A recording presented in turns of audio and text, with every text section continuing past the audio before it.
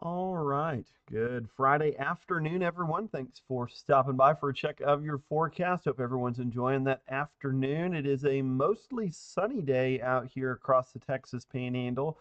With that being said, certainly can't rule out an isolated thunderstorm or two. We're actually looking at your visible satellite imagery first. You can see where I-27 and I-40 intersect. That's where Amarillo's at. There's a couple of puffy cumulus clouds trying to go up to the north of town between us and really kind of that southwest corner of Lake Meredith.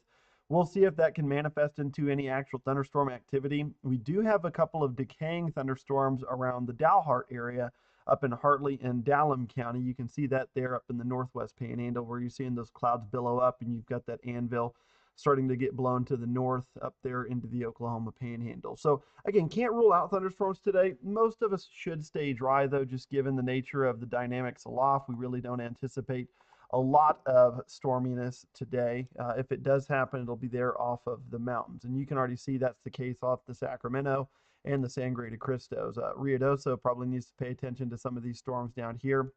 They've had some flooding issues as of late, and looks like there's more storms going up there, up in the Sacramento mountains, and so that could cause some concern down there for some flash flood potential. Up here in the Sacramento mountains, or rather in the Sangre de Cristo mountains, we've got a handful of storms as well. Let's take a quick look outside at a handful of cameras. This is Bushland. Things a little quieter here, closer to the city of Amarillo.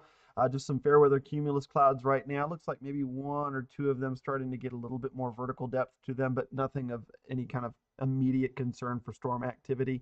As we look west from Des Moines, you can see those thunderstorms way off in the distance. It may take a while for them to get here, but that might be an area to watch as we get closer to sunset for some isolated thunderstorm chances. And then taking a look from Channing, you can see there's a nice little downpour getting close to town.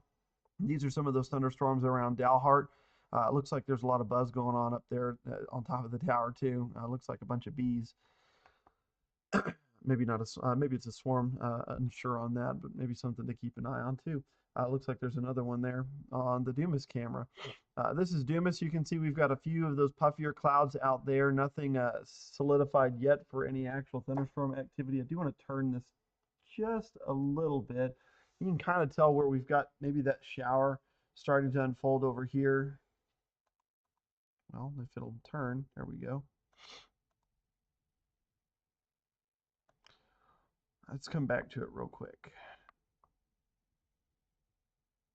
So you can see there's that tiny shower off in the distance. That's right there on basically the mouth of the river there for Lake Meredith. So that's that cell right there going up. Looks like there's a little residual outflow boundary here that maybe some of those clouds are trying to billow up onto.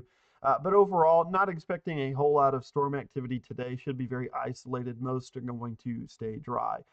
Here's your temperatures outside right now. It's 84 in Amarillo, 86 in Borger, 90 in Childress and Shamrock. Dew points pretty high, especially in the eastern panhandle. That's where we've got some more cumulus fields built up across the region. The further west you get, storms generally are going to be centered or at least localized to the mountains over in New Mexico. But really can't rule out a storm anywhere. I just think it'll be the far eastern panhandle and back up towards New Mexico.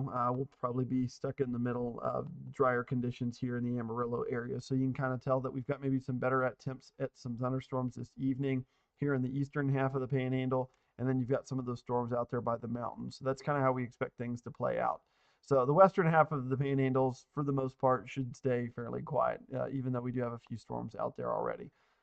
As we move into Saturday, same story, just a different day. Temperatures will be a touch warmer. We'll probably get into the mid 90s in the afternoon. So the heat index values, especially on the eastern panhandle, could be pushing close to 100 degrees. You may want to certainly stay hydrated if you're going to be outside for a long duration.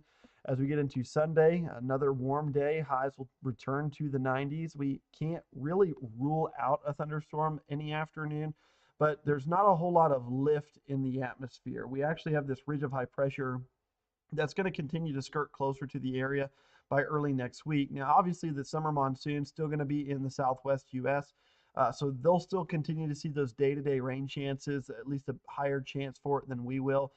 I think it is something that we'll have to keep an eye on is the placement of the ridge as we move, especially into the second half of the week. It starts to weaken some.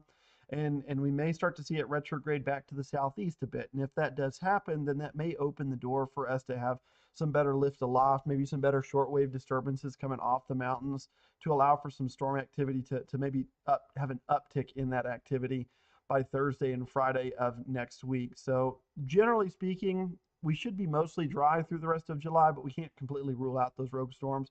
I do want to show you as we move into August, though.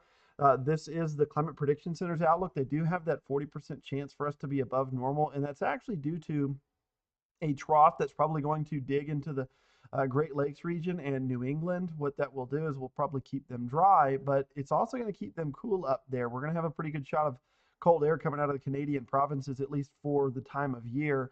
We're not talking about really chilly weather, but maybe more comfortable weather rather than just that oppressive heat that can sometimes build up underneath these ridges in the summertime months. So you can see again, looks like they're certainly going to see probably some cooler weather in the Midwest moving into that first week or first stretch of August. What I'm watching for us here in the Panhandles is maybe a backdoor cold front. Usually these get a little bit further south than models suggest. Current conditions would suggest we'll be a little bit above normal, but if a front, can sneak on in here, mid-range models aren't really picking up on it just because of the spatial resolution not being very great.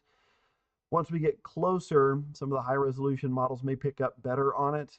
So that may be something to watch is if you start seeing some of this maybe cooler air up in the Midwest start to encroach a little bit further south, just wherever that cold front inevitably stalls out or runs out of steam. So that is what I think we'll be watching for maybe any possible changes in the pattern for early August. So here's our 7-day tracker.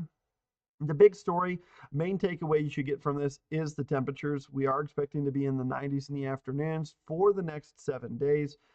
So temperatures will be a little bit above normal high being 93. And actually, as we get into August, we start to see that we're kind of past that hump for hottest temperatures for our averages. And so we will start to see that average temperature dip slightly as we move into the second half of August. It's going to go from like the low to mid 90s down to about 90, 91 as you get towards that August, 15th through the 20th time frame.